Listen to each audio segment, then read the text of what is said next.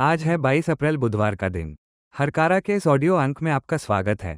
हरकारा लेकर आया है आज के न्यूज़लेटर का पॉडकास्ट जिसे आपके लिए तैयार किया है निधीश त्यागी के साथ राजेश चतुर्वेदी, गौरव नौडियाल, फलक अफशान और विश्वजीत कुमार ने। जिन खबरों का जिक्र हम यहाँ कर रहे हैं उनके लिंक्स और विस्तृत जानकारी मूल न्यूज़लेटर में है। आज की प्रमुख खबरों में शामिल है चुनाव आयोग का दोहरा रवैया, जहां विपक्ष के नेता खड़गे को तुरंत नोटिस मिला पर प्रधानमंत्री के खिलाफ शिकायतों पर आयोग मौन रहा। साथ ही चर्चा करेंगे ईरान और अमेरिका के बीच बढ़ते तनाव की, जिसने यूरोप को गहरे आर्थिक संकट में डाल दिया है।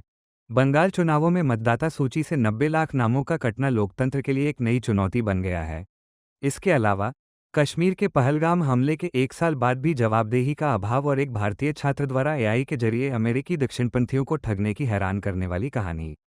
आइए विस्तार से जानते हैं आज की बड़ी खबरें। जतिन आनंद और दामिनी नाथ की रिपोर्ट के अनुसार निर्वाचन आयोग की कार्यशैली पर सवाल उठ रहे हैं।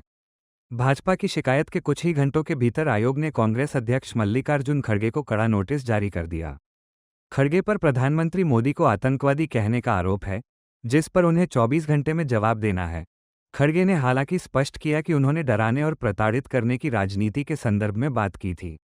दूसरी तरफ 20 अप्रैल को 700 से अधिक नागरिकों और पूर्व नौकरशाहों ने प्रधानमंत्री मोदी द्वारा आचार संहिता के उल्लंघन की शिकायत की थी, लेकिन आयोग ने इस पर अब तक कोई आधिकारिक प्रतिक्रिया नहीं दी है। ऋचा सहाय और जागृति राय के मुताबिक सुप्रीम कोर्ट ने सबरीमाला मंदिर मामले में महत्वपूर्ण टिप्पणी की है। न्यायमूर्ति बीवी नागरत्ना ने कहा कि हिंदुओं को एकजुट और एकरूप होना चाहिए। अदालत ने स्पष्ट किया कि मंदिर संप्रदाय के आधार पर दूसरों को प्रवेश से वंचित नहीं कर सकते। ऐसी बहिष्कार की प्रवृत्ति अंततः उस संप्रदाय को ही कमजोर कर देती है। ये टिप्पणी वरिष्ठ अधिवक्ता राकेश द्विवेदी के तर्कों के दौरान आए। संजीव सदगया के अनुसार नेपाल के गृह मंत्री सुधन गुरुंग ने पद संभालने के एक महीने के भीतर ही इस्तीफा दे दिया है। उन पर विवादित व्यवसायी दीपक भट्ट के साथ वित्तीय संबंधों और शेयरों के लेनदेन को लेकर सवाल उठे थे।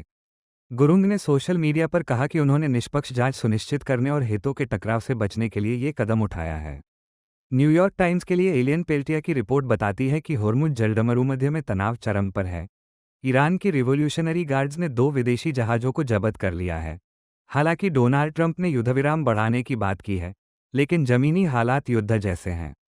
सीएनएन की हान्ना जियादी के अनुसार इस युद्ध से यूरोप को हर दिन 500 मिलियन यूरो का नुकसान हो रहा है। ईंधन की कीमतें बढ़ने से लुफ्थांसा जैसी एयरलाइंस ने हजारों उड़ानें रद्द कर दी हैं। अल जजीरा की रिपोर्टर एरिन हेल के अनुसार इस संकट के बीच चीन खुद को अमेरिका के विकल्प और एक जिम्मेदार शांतिदूत के रूप में पेश कर रहा है। शी जिनपिंग ने सऊदी अरब के क्राउन प्रिंस से बात कर व्यापारिक मार्ग खुले रखने की अपील की है। चीन ईरान का सबसे बड़ा तेल खरीदार है और वह इस अव्यवस्था में अपनी वैश्विक छवि सुधारने की रणनीति पर काम कर रहा है। जहांगीर अली की रिपोर्ट के अनुसार पहलगाम हमले के एक साल बाद भी मोदी सरकार ने सुरक्षा चूक की जवाबदेही तय नहीं की है। एनआईए की जांच में सामने आया कि हमलावर 2 दिन पहले से वहां मौजूद थे, लेकिन खुफिया तंत्र उन्हें पकड़ने में विफल रहा। सुरक्षा विशेषज्ञों ने संवेदनशील पर्यटन स्थलों को असुरक्षित छोड़ने पर सवाल उठाए हैं। रिपोर्ट कहती है कि जवाबदेही तय करने के बजाय दमनकारी नीतियां अपनाई जा रही हैं। जी मुरली कृष्णा के अनुसार पश्चिम बंगाल चुनाव में भारत निर्वाचन आयोग ने मतदाता सूची से लगभग 89 लाख नाम हटा दिए हैं। ये संख्या इतनी बड़ी है कि चुनावी नतीजों को पूरी तरह पलट सकती है। राजेश चतुर्वेदी ने चर्चा के दौरान बताया कि लाखों आपत्तियों के बावजूद बहुत कम मामलों की सुनवाई हुई है। भवानीपुर और बालीगंज जैसे क्षेत्रों में बड़ी संख्या में मुस्लिम मतदाताओं को मतदान से बाहर रखने के आरोप भी लगे हैं। आईएमएफ के अप्रैल 2026 के आउटलुक के अनुसार इस वर्ष बांग्लादेश की प्रति व्यक्ति जीडीपी भारत से अधिक रहने का अनुमान है। बांग्लादेश के लिए यह आंकड़ा $2,911 और भारत के लिए $2,812 रहने की संभावना है। हालांकि आईएमएफ का यह भी अनुमान है कि 2027 तक भारत फिर से आगे निकल जाएगा और 2031 तक ये बढ़त बरकरार रहेगी। स्क्रोल की रिपोर्ट के मुताबिक बॉम्बे हाई कोर्ट ने 2006 मालेगांव धमाकों के 4 आरोपियों के खिलाफ आरोप रद्द कर दिए हैं। अदालत ने कहा कि ठोस सबूतों के अभाव में आरोप तय नहीं किए जा सकते। इस मामले में पहले मुस्लिम युवकों को पकड़ा गया था जो 10 साल जेल में रहे। बाद में एनआईए ने जांच का रुख हिंदुत्व संगठनों की ओर मोड़ा था। वायर्ड की पत्रकार एच डिक्सन ने खुलासा किया है कि उत्तर भारत के एक मेडिकल छात्र ने एआई टूल्स का उपयोग कर एक फर्जी अमेरिकी महिला एमिली हॉट का प्रोफाइल बनाया। उसने खुद को कट्टर ट्रंप समर्थक दिखाया और अमेरिकी पुरुषों से हजारों डॉलर की कमाई की। छात्र का कहना है कि उसने ये सब अपनी डॉक्टरी की पढ़ाई का खर्च निकालने के लिए किया। आज के पॉडकास्ट में इतना ही। देश और दुनिया की इन महत्वपूर्ण खबरों को हम आप तक लाते रहेंगे। हमें अपनी प्रतिक्रिया जरूर दें।